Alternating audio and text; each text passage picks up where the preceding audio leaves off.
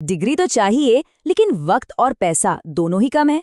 ये एक ऐसी मुश्किल है जिससे आज न जाने कितने स्टूडेंट्स और प्रोफेशनल्स जूझ रहे हैं। तो आज हम इसी सवाल के सेंटर में मौजूद एक बहुत बड़े नाम का पूरा रियलिटी चेक करने वाले हैं, इग्नू। तो सवाल ये उठता है कि अगर किसी को डिग्री की ज़रूरत है पर नौकरी या दूसरी जिम्मेदारियों के चलते समय और पैसे की कमी है, तो क्या Indira Gandhi national open university यानी इग्नू एक सही रास्ता है? आइए इसी सवाल की तह तक चलते हैं।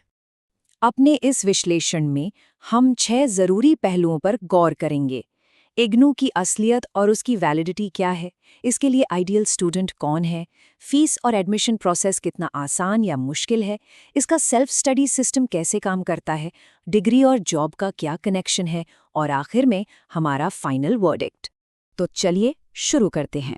सबसे पहले बात करते हैं उस सबसे बड़ी चिंता की जो हर किसी के मन में होती है। इग्नू की हकीकत क्या है और इसकी डिग्री कितनी वैलिड है? सबसे पहली और सबसे ज़रूरी बात ये समझनी होगी कि इग्नू कोई प्राइवेट दुकान नहीं है। ये एक सेंट्रल गवर्नमेंट यूनिवर्सिटी है जिसे बाकायदा पार्लियामेंट के एक एक्ट के तहत बनाया गया है। बस ये एक जानकारी ही इसकी क्रेडिबिलिटी की नींव रख देती है। तो इस वैलिडिटी का असली मतलब क्या है?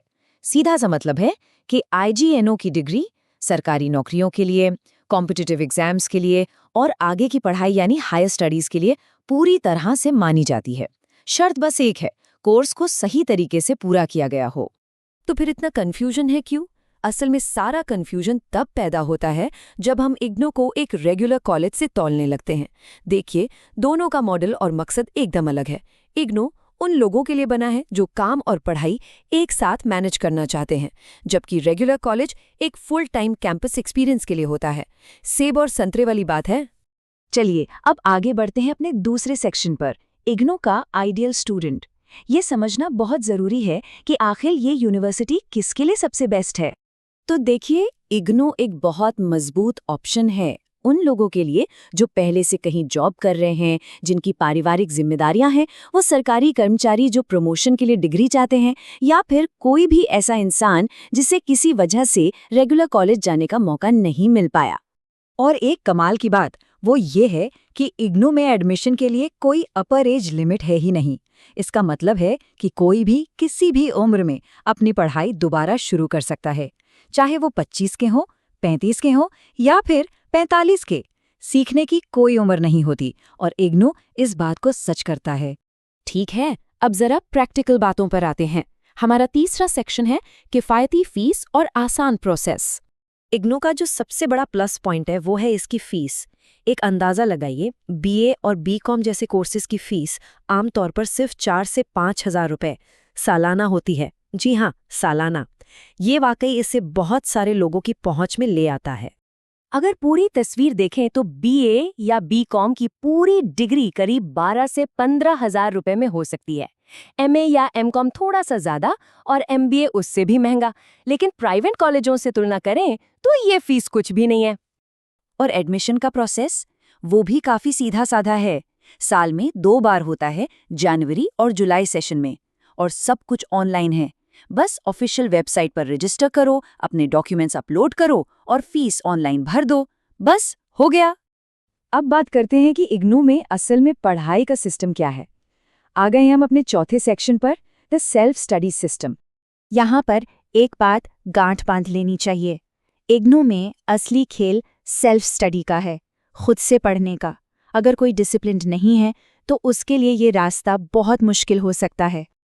तो इस सिस्टम में होता क्या क्या है? देखिए, आपको डिजिटल स्टडी मटेरियल मिलता है। वीकेंड पर कुछ काउंसलिंग क्लास हो सकती हैं, पर वो कंपलसरी नहीं होती। हाँ, असाइनमेंट जमा करना ज़रूरी है और उनके नंबर फाइनल ग्रेड में जुड़ते हैं। और एग्जाम्स साल में 2 बार होते हैं, जून और दिसंबर में। और अब वो सवाल जिसका सबको इंतजार रहता है, हमारा 5वां सेक्शन, डिग्री, स्किल्स और जॉब्स। $1 मिलियन का सवाल, क्या इग्नू की डिग्री से नौकरी मिल सकती है? तो इसका सीधा और सच्चा जवाब ये है कि कोई भी डिग्री नौकरी की गारंटी नहीं देती, चाहे वो इग्नू की हो या किसी रेगुलर कॉलेज की। नौकरी मिलती है स्किल्स से। तो अगर इग्नू की डिग्री के साथ साथ प्रैक्टिकल स्किल्स भी सीखी जाए तो नौकरी मिलने के चांस काफ़ी बढ़ जाते हैं। यहाँ एक बहुत ज़रूरी बात है जिसे समझना होगा। अगर किसी जॉब नोटिफिकेशन में लिखा है यूजीसी मान्यता प्राप्त डिग्री, तो वहां इग्नू की डिग्री चलेगी।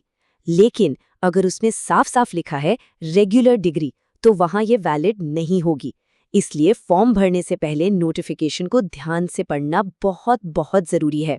तो चलिए अब सारी बातों को समेटते हैं और एक फाइनल फैसले पर पहुंचते हैं। ये है हमारा छठा और आखिरी सेक्शन, द फाइनल वर्डिक्ट।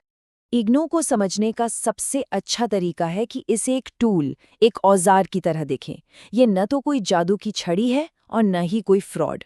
इसकी कीमत इस बात पर डिपेंड करती है कि कोई इंसान इसका इस्तेमाल कैसे करता है। तो फिर आईएनजीओ किसके लिए नहीं है? सीधी सी बात है, ये उन लोगों के लिए बिल्कुल नहीं है जिन्हें एक typical full time college life जीनी है, और ये उन लोगों के लिए भी नहीं है जो डिसिप्लिन में रहकर खुद से पढ़ाई करने के लिए तैयार नहीं है।